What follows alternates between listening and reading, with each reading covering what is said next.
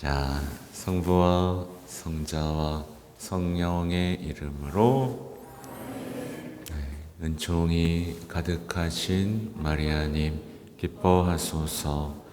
주님께서 함께 계시니 여인 중에 복되시며 대중의 아들 예수님 또한 복되시나이다.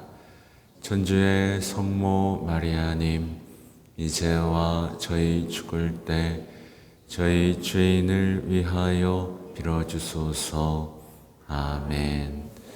성부와 성자와 성령의 이름으로 아멘. 반갑습니다.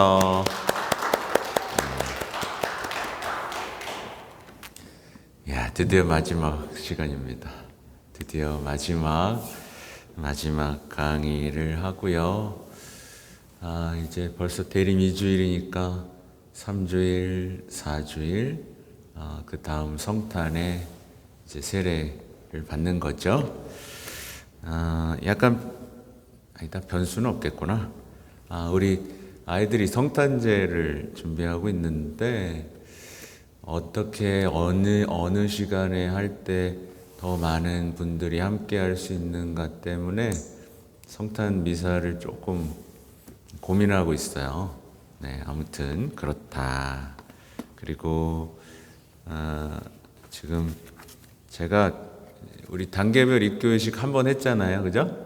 한 번 했는데 내가 너무 열의가 넘쳐가지고 해줄 수 있는 걸 너무 많이 다 해줘가지고 남은 게 별로 없더라.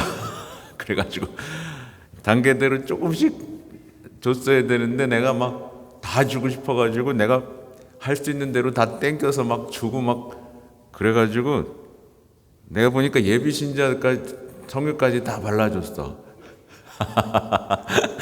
그래가지고 내가 너무 많이 그냥 퍼부어 주려고 했다 보니까 원래는 첫 번째는 그냥 3-4명 정도, 그 다음에야 조금 이제 뭐 신경도 하고 최종으로 이제 뭐랄까요, 예비 성유도 이렇게 하고 그러는데 제가 막 다 해드려가지고 남은 게 보니까 주님의 기도 수여 정도, 에파타시까지 내가 다 해줬더라고요. 그래서 제가 좀 보고 다시 공지를 드리도록 할게요. 자, 오늘은 정말 마지막 시간인데요. 근데 이제 마지막 시간이라고 해서 다 배운 건 아닙니다, 여러분. 모르는 거 너무 많죠? 네, 이렇게 간단하게 한번 교리가 어떤 것이다를 훑고 나니까 아마 궁금한 것도 많아지실 거고 또 배우고 싶은 것도 많아지실 것 같아요. 맞나요? 네, 그냥 빨리 끝났으면 좋겠죠? 네, 이렇게 책. 근데 오늘은 어떻게 영원한 삶에 대해서 공부하는 시간입니다. 27과고요. 학습 목표는 이제 그리스도적인 삶과 죽음을 이해한다, 이거고요. 또 그리스도의 부활로 우리도 부활하여 영원한 생명을 얻게 되었음을 믿는다. 그 다음 3번째는 그리스도의 재림을 믿고 최후 심판의 의미를 깨닫는다. 이렇게 돼 있어요. 근데 이제 여러분, 재림 그러면 어감이 어떻게 들려요? 사실 이게 되게 좋은 뜻인데 하도 재림 하면서 온갖 별짓을 다 해놔가지고 재림 그러면은 약간 이런 느낌이 들어서 어떤 경우 신부님들이 다시 오심을 이런 식으로 바꿔서 다시 오심이에요. 근데 이제 재림 하면은 막 사이비 종교들이 종말론을 막 자기 멋대로 해석해서 이득을 취하고 사람들을 현실에서 떼버리고 광신도로 만들고 어떤 사회에 오히려 피해를 주고 삶과 가정에 피해를 주는 그 많은 현상들 때문에 우리가 이 재림이라는 단어나 종말이라는 단어에 마음을 좀 닫은 면이 없지 않아요. 그죠? 재림 딱 들으면 갑자기 거북스럽죠? 그런 거 있고 정말 그래도 거북스럽고 또 그러다 보니까 최후 심판 이런 것도 뭔가 딱딱하고 그런 느낌이 드는 게 사실입니다만 전혀 사실 그렇지는 않은 것이다. 재림도 기쁜 것이고 종말도 우리의 희망이고 또 최후의 심판도 당연히 있어야죠, 그죠? 여러분, 당연히 심판이 있어야죠. 당연한 거 아니에요, 그죠? 어떻게 못된 사람들이 하늘에서 떵떵거리면서 잘났다고 살 수 있겠어요? 모든 것이 뒤집어지고 속여왔던 사람들, 위선적이었던 것들, 모든 것이 그 장막이 열어 젖혀지고 하나님 앞에서 완전히 순수하게 진실된 살아온 삶, 이런 것들로 주님 앞에 서야 되는 것. 네. 근데 이게 그리스도인으로서 희망을 가진 사람에게는 최고로 기쁜 순간이 되겠죠. 근데 그 모든 것들을 위선으로 감추고 어떤 악의를 숨기고 그렇게 살아왔던 이들, 자신만을 위해 살았던 이들이 최후의 심판을 생각하면 덜덜덜덜덜덜 떨릴 수도 있을 것 같아요. 그렇죠? 근데 이런 얘기들조차도 이제는 때때로는 이미 우리가 배워왔지만 하나님은 정의롭고 자비로우시죠. 그죠? 심판의 기준은, 그러니까 헷갈리지 않으려면 심판의 기준은 뭐예요? 말씀입니다. 네, 그래서 오늘도 이제 제가 고해성사를 드렸는데 우리 할머니들, 할아버지들이 하는 말씀들은 다 비슷해요. 제가요 별로 죄진 건 없는 것 같아요. 난 열심히 살았고 떳떳이 살았고 피해 안 주고 살려고 노력했어요. 이렇게 보통 말씀을 하시거든요. 맞죠? 맞아요. 훌륭하게 사신 거 맞죠. 근데 그건 누구 기준이죠? 네, 우리 기준인 거예요. 우리 기준이에요. 그래서 우리의 삶의 기준은 이제 말씀. 우리의 삶이 정말 예수님의 말씀에 비추었을 때 정말 아름다운가, 이거를 하나하나 이렇게 점검해가는 신앙생활이 되면 좋겠다 하면서 한번 보도록 하죠. 자, 하루살이와, 이거 되게 유명한 얘기죠. 이거 다들 아는 얘기예요. 하루살이와 메뚜기가 함께 놀았습니다. 저녁 때가 되어 메뚜기가 우리 내일 또 놀자 하고 말하였습니다. 그러자 하루살이는 내일이 뭐니? 하고 물었습니다. 메뚜기가 내일에 대해서 아무리 설명하여도 하루살이는 도무지 이해하지 못하였습니다. 메뚜기와 개구리가 함께 놀았습니다. 가을이 깊어져 개구리가 우리 내년에 또 만나자 하고 말하였습니다. 그러자 메뚜기는 내년이 뭐지? 하고 물었습니다. 개구리가 내년에 대하여 자세히 가르쳐 주었지만 메뚜기는 통 알아듣지 못하였습니다. 하루를 살다가 죽는 하루살이가 내일을 이해하지 못하고 한 해를 살다가 죽는 메뚜기가 내년을 알아듣지 못한다고 하더라도 내일과 내년은 분명히 존재하는 것입니다. 네, 불 켜주시면 좋네요. 네, 듣고 계신가? 네, 불 켜주세요. 아님 말고. 네. 아무튼 그래서 이 이야기들 다 알죠? 처음 들어보신 분 있어요? 네, 없죠? 그래서 이게 우리 신앙에도 적용이 좀 돼요. 근데 이제 여러분이 믿는 것 중에 제일 중요한 게 부활이라는 게 있다라는 걸 믿는 거거든요. 여러분 이제 믿죠? 영원한 삶 믿죠? 근데 이 영원한 삶에 대해서 전혀 관심이 없는 상태로 세례를 받으면 안 됩니다. 아시죠? 그래서 이제 어떤 사람이 성당은 나와요. 세례도 받고 싶어. 근데 영원한 삶에 대해서 관심이 없잖아요. 그러면은 사제 강론이나 하나님의 말씀이 전혀 이해가 되지가 않아요. 전혀 이해가 될 뿐만 아니라 그냥 마음을 무겁게 짓누르는 하나의 어떤 슬픔, 나를 왜 자꾸 괴롭히지? 나를 왜 자꾸 완벽하게 만들려고 하지? 내가 왜 자꾸 죄졌다 그러지? 약간 그런 그냥 부담되는 얘기로만 들려요. 근데 이제 영원한 삶에 대해서 희망을 가진 사람에게는 정말 기분 좋은 얘기로 들릴 수 있죠. 자, 만약 가깝게 지내던 친구가 임종을 앞두고 여보게 우리 저 세상에서 다시 만나세 한다면 어떻게 응답하시겠습니까? 근데 이제 여기 대부분 혼인하셨잖아요. 이제 노년이 되실 거 아니에요? 근데 이제 노년이 돼서 부부가 서로 마주보고 얼굴을 맞이하고 이 말을 한다라고 생각해 보세요. 여보, 애썼어. 우리 다음 생에 만납시다. 네. 어떨 것 같아요?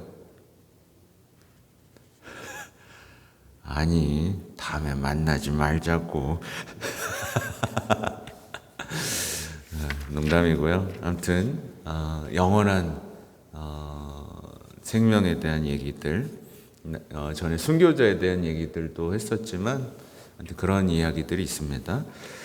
자, 오늘의 말씀은 마테오복음 25장 31절에서 40절의 내용이에요.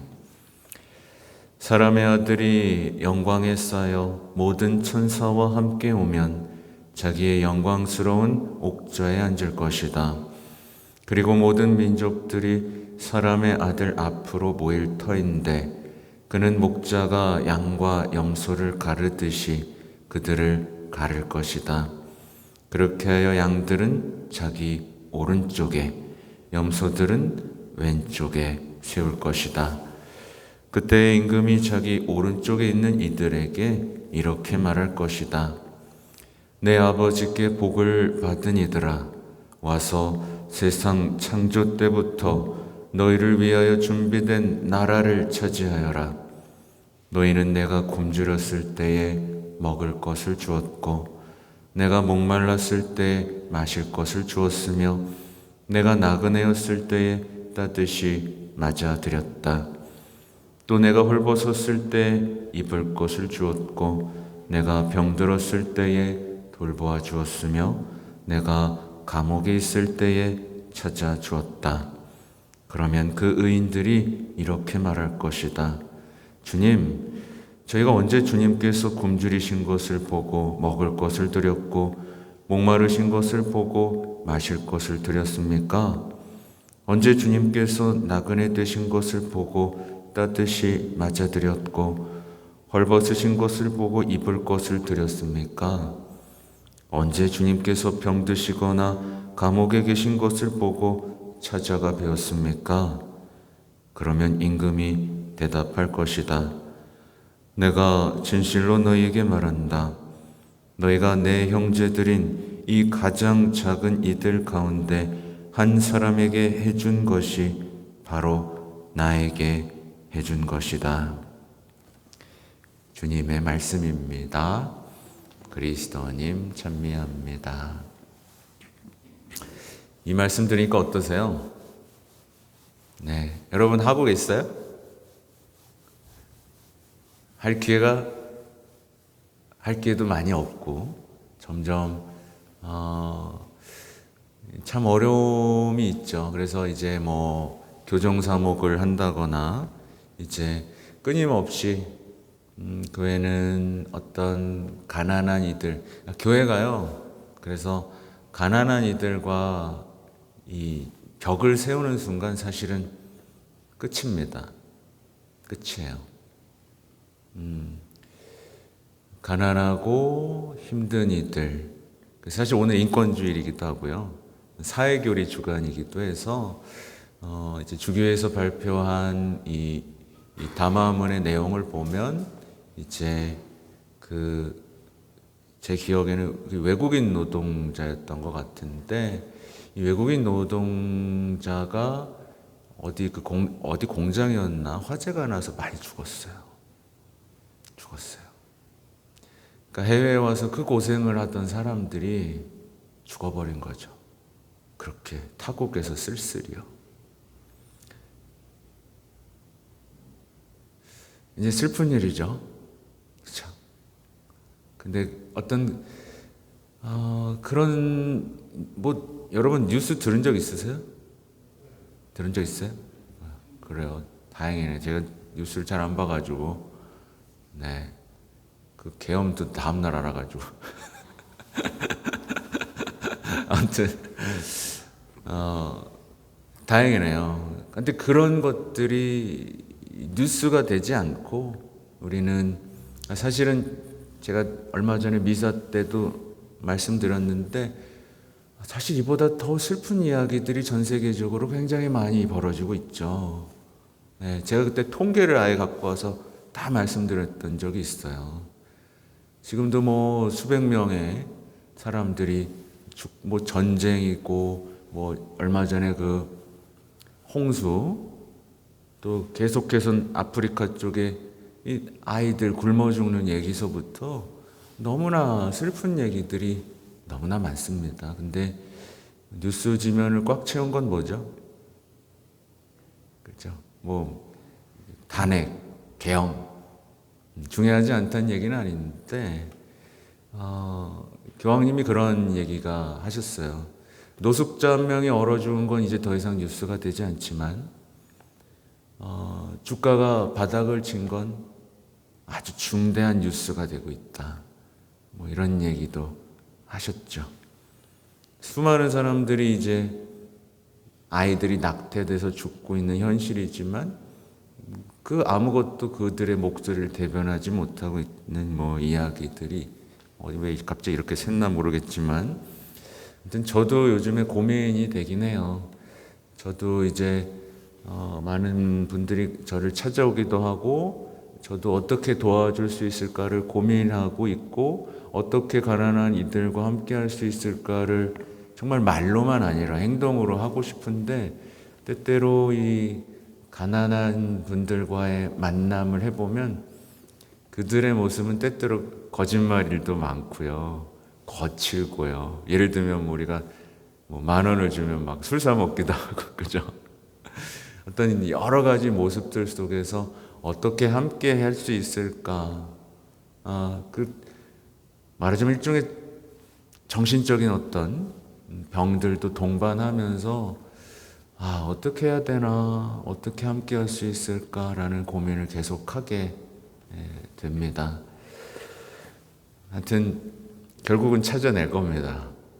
결국은 찾아내고 함께 할 수 있는 방법을 찾아내지 않는다면 우리가 하느님 앞에 설 때 좀 부끄럽겠죠. 이게 모범 답안이 이미 시험 문제가 나왔는데 아무것도 하지 않고서 어떻게 살 수 있겠어요? 그렇죠? 자, 죽음이라는 숙명. 사람은 누구나 죽기 마련입니다.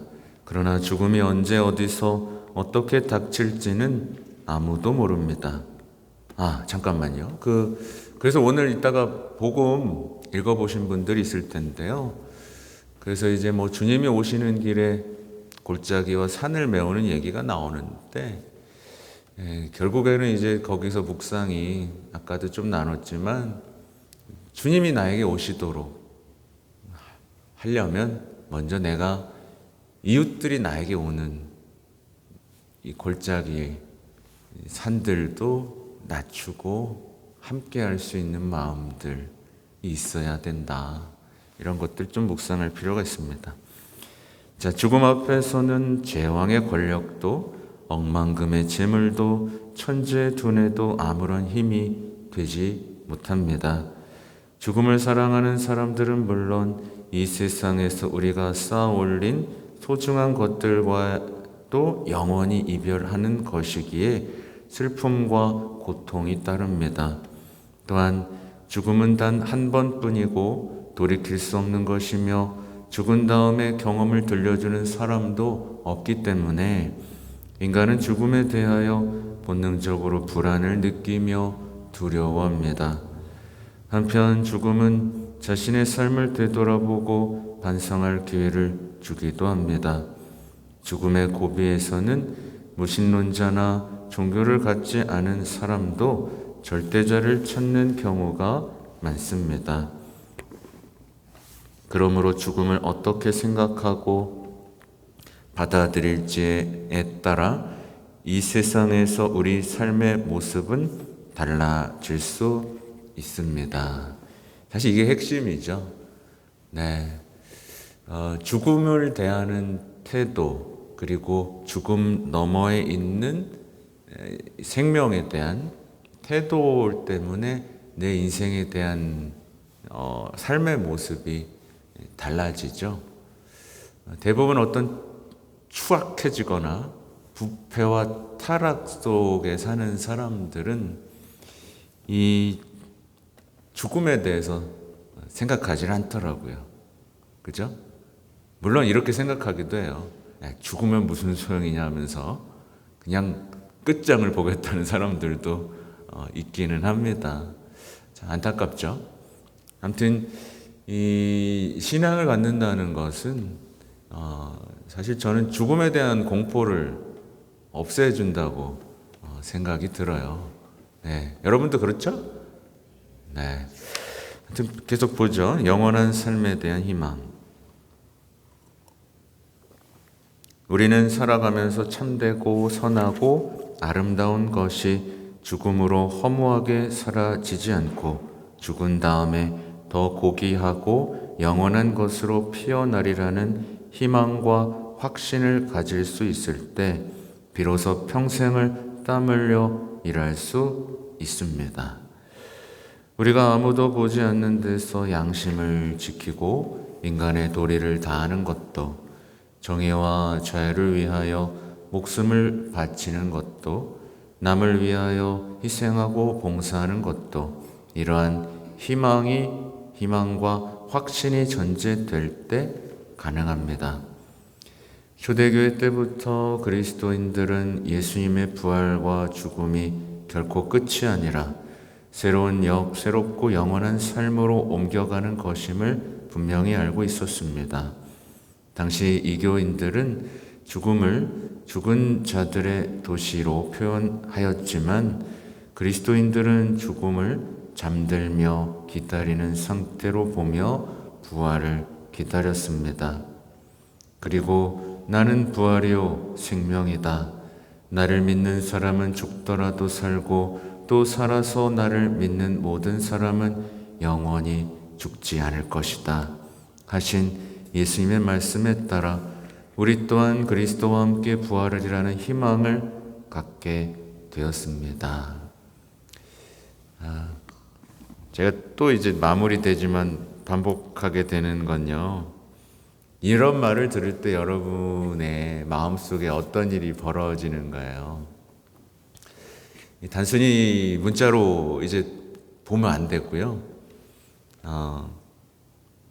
어떻게 보면 이런 얘기를 들을 때 좀 안정적이고 행복해지는 느낌이 들어야 이제 사실은 제대로 우리의 과정을 밟은 거예요.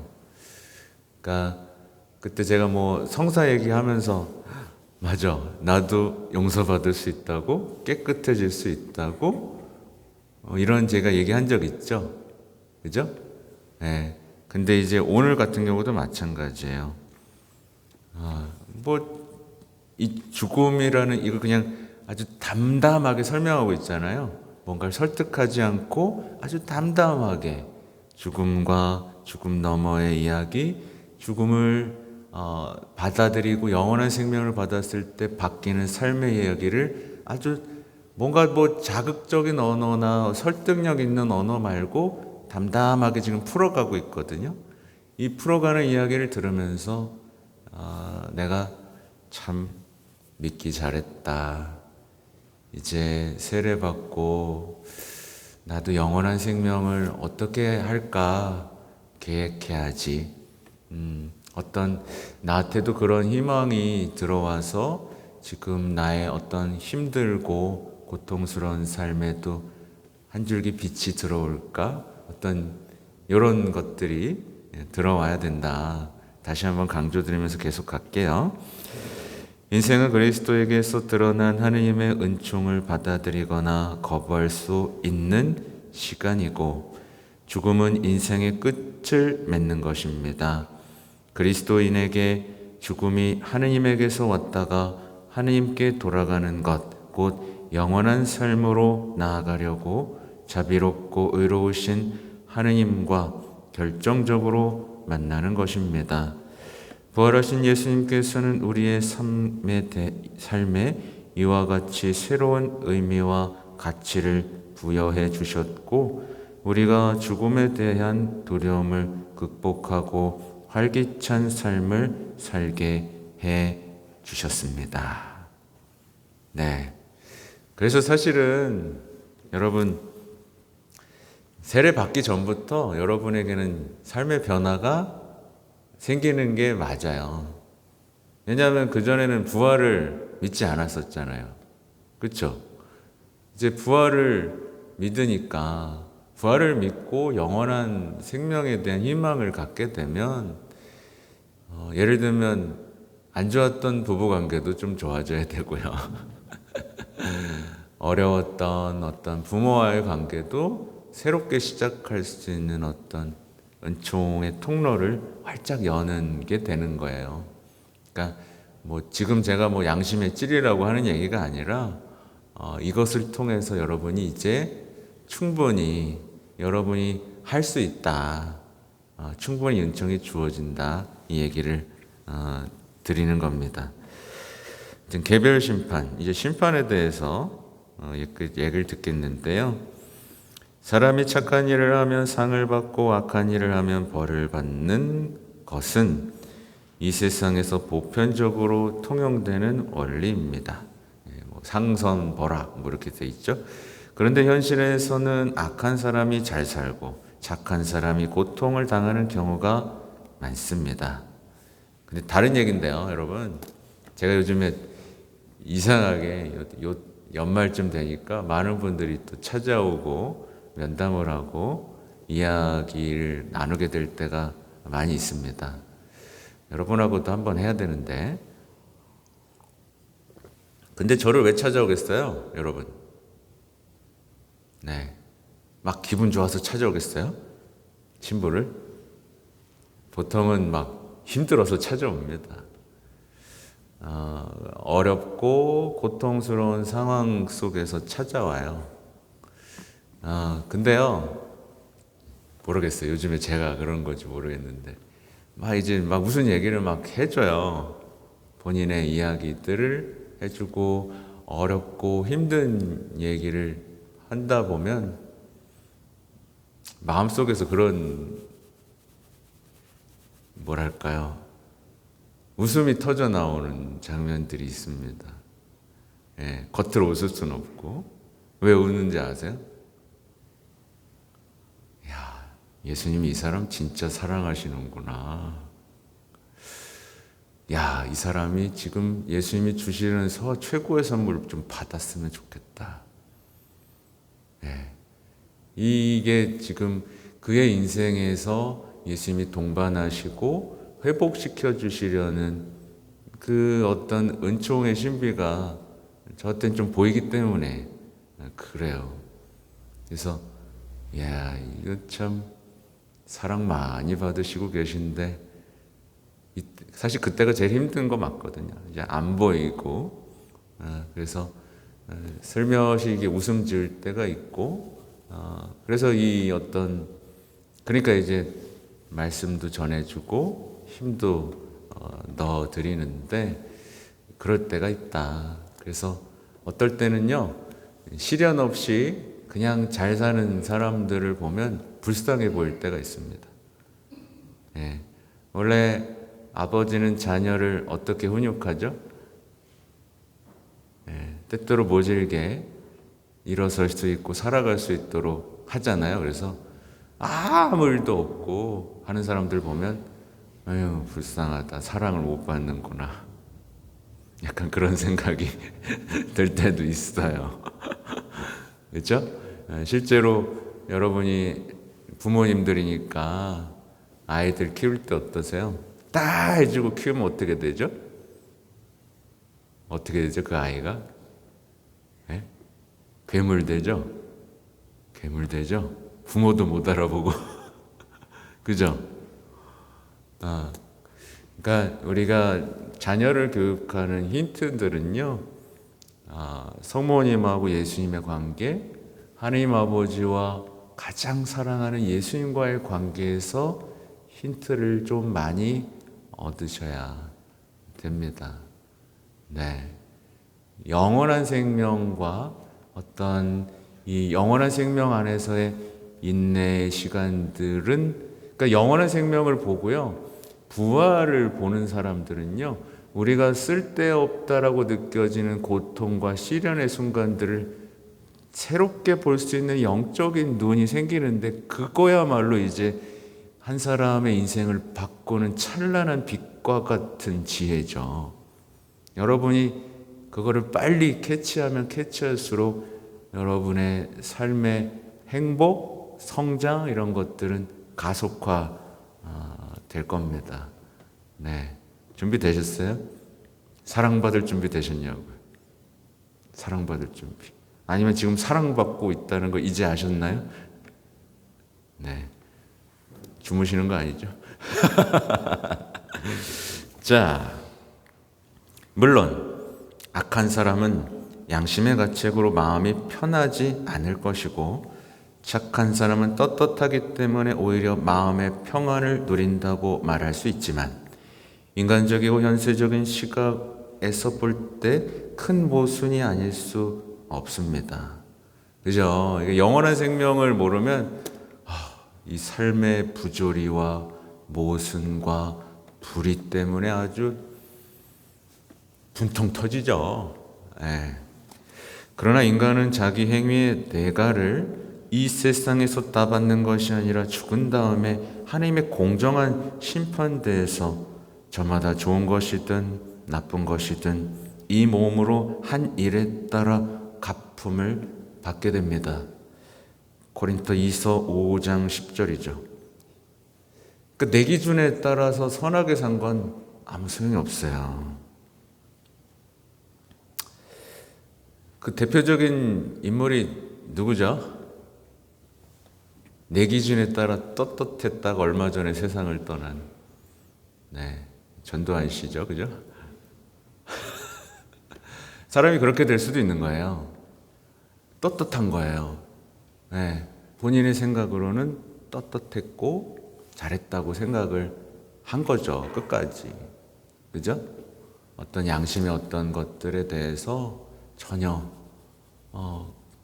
내가 뭐 저놈들이 나쁜 놈이야 이렇게, 이게 한 사람이 자기 기준으로 살 때 어디까지 갈 수 있는가, 그죠?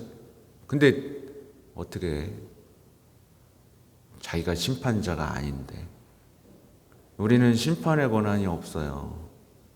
우리는 모두 주님 앞에 서야 되는 사람인데 그걸 모르고 살았으니 참 안타깝죠. 그래서 이제 우리가 누구를 단죄하거나 심판하는 일이 없게 하도록, 마치 우리가 심판자의 위치, 곧 우리가 누군가를 평가하고 단죄하는 게 하느님의 위치에 서는 거거든요. 그렇죠? 아무튼 이렇게 우리가 죽은 다음에 하느님께 개인적으로 받는 심판을 개별 심판이라고 합니다. 이로써 하나님의 정의롭고 공정한 판단에 따라 우리는 각각 천국과 연옥과 지옥이라는 상벌을 받을 것입니다. 이 심판의 기준은 우리가 이 세상에서 얼마나 사랑을 실천하였는지에 있습니다. 죄를 얼마나 안 지었는가가 있는 게 아니라 사랑을 얼마나 실천하였는가가 있어요. 그래서 이게 가만히 나도 사랑하고 싶다 이렇게 해서 되는 일이 아닙니다. 끊임없이 어떤 주님의 말씀을 따르고 저를 써주십시오라고 하고 교회 공동체 안에서 함께 활동하면서 하나하나씩 작은 일에 충실할 때 이제 큰 일에서도 할 수 있는 거예요. 그래서 사실 여러분 이제 세례 곧 받잖아요. 근데 이제 세례 받으면 가장 첫 번째로 받는 유혹이 뭐냐면 그냥 익명으로 왔다 갔다 하면서 개인적인 신앙생활을 하는 유혹을 반드시 받게 돼요. 근데 사실 안 됩니다. 내가 교회라는 어떤 정체성이 반드시 있어야 돼요. 네, 그래서 그냥 세례 받았다. 이제 난 조용히. 사람 관계가 난 제일 힘들어. 막 이렇게 생각하면서 그냥 뒷자리에 앉았다가 가고, 앉았다가 가고, 몸은 편하고, 뭐 정신도 편하고, 내가 할 수 있는 일을 하면서 살 수 있어서 편한 것 같겠지만, 사실은 영원한 생명이라는 것, 우리가 믿고 있는 바를 생각했을 때 정답이 아니라는 게 분명히 드러나죠. 그죠? 그죠? 우리가 그리스도의 지체라는 거 우리가 분명히 배웠잖아요. 그러니까 명심하십시오. 왜냐하면 이 시대는 모든 종교가 지금 개인화되고 있는 함정에 빠지고 있어요. 네. 다른 종교도 다 마찬가지입니다. 개신교든 불교든 모든 종교가 지금 세속화의 영향을 통해서 가고 있는 잘못되고 오류된 길은 개인적인 평안, 내적인 치유를 위한 수단으로서의 종교로 지금 자리매김하고 있거든요. 네. 이게 가장 무서운 거예요. 그런데 이게 가장 센 유혹 중에 하나라는 걸 기억하시면 좋겠어요. 그리스도의 재림과 육신의 부활. 나중에 여기 나올 건데 이제 이 바오로 사도가 이런 것들에 대해서 다 설명해 놨고요. 이제 여러분이 그렇게 많이 들었던 요한복시록 이런 거에 어떻게 재림이 일어날 것인지, 어떤 육신의 부활이 있을 것인지가 사실 다 기록되어 있어요. 근데 읽어보죠. 예수님께서는 사람의 아들이 아버지의 영광에 쌓여 천사들과 함께 올 터인데 그때 각자에게 그 행실대로 갚을 것이다 하고 말씀하시면서 당신의 영광스러운 재림을 약속하셨습니다. 그리스도의 재림은 하나님께서 계획하시고 이루시는 세상과 인류의 구원 역사가 마침내 완성되는 것입니다. 그러니까 역사는요, 우리 눈에 보기에는 지리해 보이고 악의 반복처럼 보이지만 완성을 향해 가고 있어요. 네, 역사를 통해서 배우고 교훈을 찾고 하는 건 당연히 좋지만 우리가 그리스도인들이 잊지 말아야 될 감각 중에 하나는 지금 하나님께서 역사를 어떻게 이끌어가고 계시는가예요. 특히 지금 우리 교회가 시노다리타스라든가 희년을 하고 있는 건 성령께서 지금 교회를 통해 어떤 역사를 향해 나아가고 있는가에 대한 깨어있는 감각에 참여한 사람들의 이야기 드리거든요.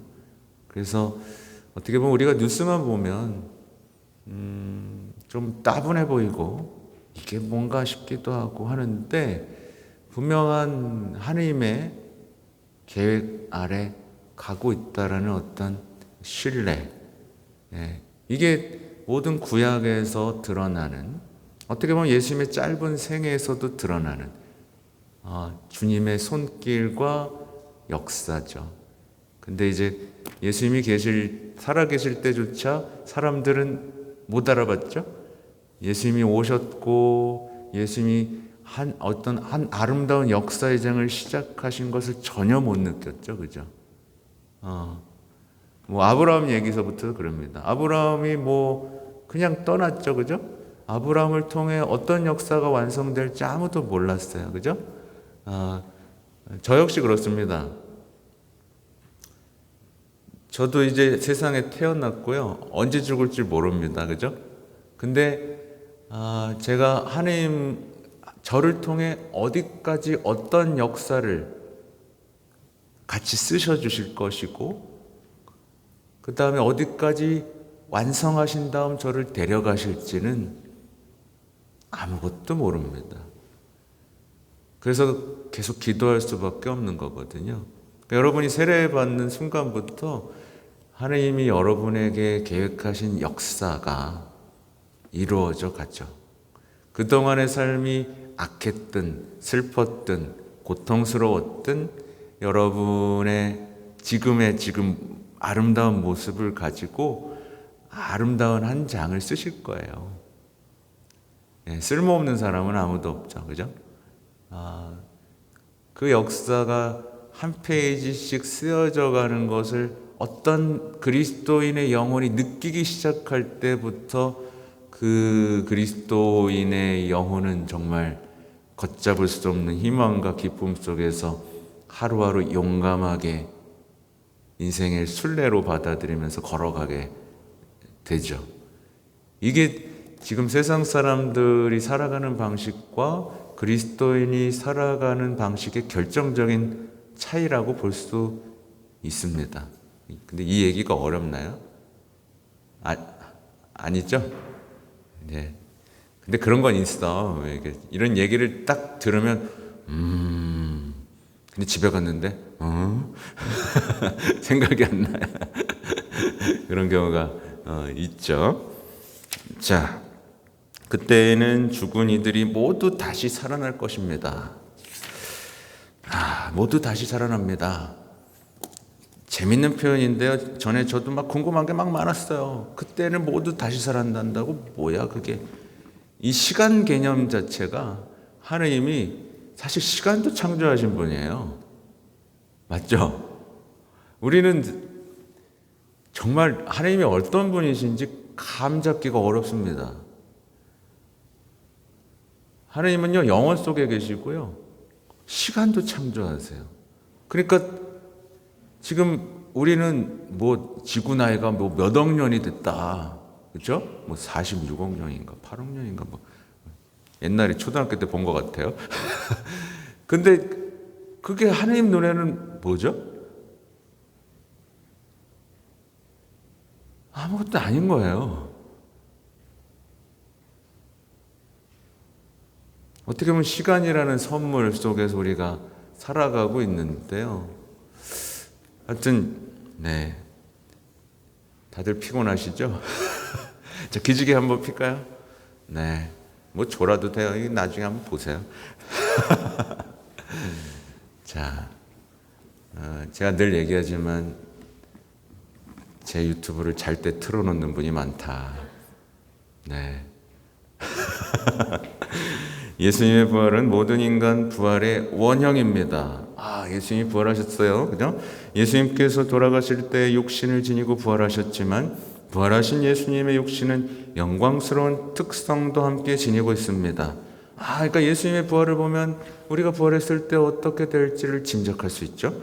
죽음으로 영혼은 육신과 분리되지만 부활을 통하여 하나님께서는 영광스럽게 변화된 몸과 영혼을 다시 결합시키시어 우리 육신을 썩지 않는 생명으로 돌려주실 것입니다. 죽은 이들이 썩지 않는 몸으로 되살아나고 우리는 변화할 것입니다. 이 썩는 몸은 썩지 않은 것을 입고 이 죽은 몸은 죽지 않은 것을 입어야 합니다. 고린도일서의 내용이죠. 최후의 심판. 예수님께서 재림하시는 세상 끝날에 산 이와 죽은 이를 포함한 온 인류는 그리스도께서 행하시는 최후의 심판을 받게 될 것입니다. 무덤 속에 있는 모든 사람이 그의 목소리를 듣는 때가 온다. 그들이 무덤에서 나와 선을 행한 이들은 부활하여 생명을 얻고 악을 저지른 자들은 부활하여 심판을 받을 것이다. 이것을 최후 심판이라고 합니다. 그러니까요, 여러분, 죽으면 끝이 아니에요. 예, 영원한 생명이 기다리고 있어요. 예, 그래서 제가 가끔 그런 얘기해요. 야, 어떤 애들한테 확률은 반반이야. 없다고 쳐. 근데 있으면 어떡할 거냐? 잘 살아. 무신론자들에게 이런 얘기를 가끔 합니다. 정신 차리라고. 네. 있다는 증거가 더 차고 넘쳐. 조심해. 네. 얘기도 합니다. 우리가 부활하여 생명의 나라에 들어간다는 것은 단순히 특정한 장소에 가는 것이 아니라 하나님의 영원한 생명과 기쁨에 참여하는 것입니다. 우리는 믿음과 희망과 사랑으로 이 세상에서도 하느님의 생명에 참여하지만 그것은 다만 씨앗일 뿐입니다. 우리가 영원한 생명을 누린다는 것은 하나님과 얼굴을 마주보는 것이며 하나님의 약속이 완전히 실현되는 것이므로 더 이상 바랄 것도 없고 아무것도 앗아가지 못한 완전한 행복을 누리는 것을 말합니다. 이것을 지복직관이라고 합니다. 기대되지 않으세요, 여러분? 이때가 되면 이제 지복직관, 우리가 모든 것을 있는 그대로 감추어지지 않고 그대로 보고 느낄 수 있게 되는 거죠. 상상할 수도 없죠. 그렇죠? 네. 기대되지 않습니까? 네. 빨리 죽고 싶지 않습니까? 네. 반응이 없군요. 네. 이렇게 되면 막 사이비 교주가 되는 거예요. 빨리 죽고 싶지 않습니까? 여러분, 다 같이. 자, 죽음은 우리가 앞당길 수 있는 것도 아니고요. 우리가 선택할 수 있는 권리도 아니죠. 네. 죽음은 주어지는 겁니다. 그래서 전에도 얘기했지만 안락사라든가 어떤 우리에게 오는 고통을 빨리 없애버리고 싶고 우리에게 있는 고통을 빨리 치워버리고 싶은 것, 네, 그런 것 우리에게서 온 게 아니죠. 네. 하나님 나라의 완성, 최후 심판은 인간이 저지른 모든 불의에 대하여 하나님의 정의가 승리한다는 것을 드러낼 것이며 하나님의 사랑이 죽음보다 강하다는 것을 드러낼 것입니다. 이게 참 멋있는 얘기죠. 예수님은요, 들으셨지만 죽음으로 죽음을 없애셨습니다. 이 말이 여러분 이해가 되세요? 네, 내일이 이제 원죄 없이 잉태되신 성모님 대축일인데요. 창세기부터 이제까지를 보면 돼요. 죽음이 들어온 건 죄 때문이었어요. 그죠? 네, 근데 이제 죽음으로 죄를 없애고 용서, 자비의 샘을 우리에게 터뜨림으로써 곧 죽음이 없어진다는 의미인데 이게 얼마나 우리 인간을 아름답게 바꿔놓는지 여러분도 체험했으면 좋겠어요. 그리고 세상 끝날에는 하나님의 나라가 완전히 도래할 것입니다. 의로운 사람들은 최후 심판을 받은 뒤에 육체와 영혼이 영광스럽게 되어 그리스도와 함께 이 나라를 영원히 다스리게 될 것이며 우주 자체도 새롭게 될 것입니다. 인류와 세상을 변화시킬 이 신비로운 새로움을 성경은 새하늘과 새 땅이라고 부릅니다. 그래서 이 좋은 얘기들 말이에요. 새하늘과 새 땅인데 이 좋은 얘기들을 신천지라고 그냥 그러니까 좋은 건 다 갖다 가지고 그냥 다 오염시켜 놓는 거예요. 네, 그죠? 좋은 용어들을 자꾸 오염시켜요. 그러니까 어떻게 보면 악이 하는 어떤 특징 중에 하나인데 예를 들면 사랑이라는 말도 참 좋은 거잖아요. 더 좋은 말을 찾을 수가 없죠. 근데 우리는 이것마저 오염시켜요. 하나님은 사랑하시니까 하면서 우리 죄짓고 맘대로 하고 그래요. 사랑이 뭔지도 이해하지 못했으면서 나는 믿어요. 믿음이 뭔지도 모르면서 나는 희망해요. 희망이 뭔지도 모르면서 그러다 보니까 이제 계속 배워야 되는 이 시대가 온 거죠. 그리고 그 그것에 대해서 설명해 줄 사람이 이제 필요한 거죠. 제가 이제 애를 써야 되는 거예요. 오염된 단어 속에서 그 말씀에, 그 더럽혀진 말씀 속에서 살아가는 이 신자들을 다시 새로운 말씀의 힘으로 새롭게 태어나게 하는 것이 강론의 역할 중에 하나이고, 제가 어떻게 보면 문자로 된 이 교리들을 하면서 여러분에게 하고자 했던 것들이 단순한 교리가 아니라 우리를 정말 살게 하는, 우리에게 숨을 불어넣는 아름다운 어떤 가치관, 뭐 이런 것들로 살아 숨쉬게 하기 위해서 애를 쓰는 겁니다. 근데 이거 그냥 읽어드리면 이거 뭐 도움 됐겠어요, 여러분? 네. 하여튼 그것은 하늘과 땅에 있는 만물을 그리스도 안에서 그분을 머리로 하여 한데 모으는 하나님 계획의 결정적 실현입니다. 그때 하나님께서는 영원한 생명을 통하여 모든 것 안에서 모든 것이 되실 것입니다. 이게 감이 잡히세요, 여러분? 이 말씀이요. 모든 것 안에서 모든 것이 되실 것입니다. 정말 이해하기 어려운 영역의 말씀이에요. 근데 막 가슴이 나만 또 벅찬 것 같지만 저는 막 이 말을 들으면 가슴이 벅차요. 모든 것 안에서 모든 것이 되신다니 정말 아름다운 얘기입니다.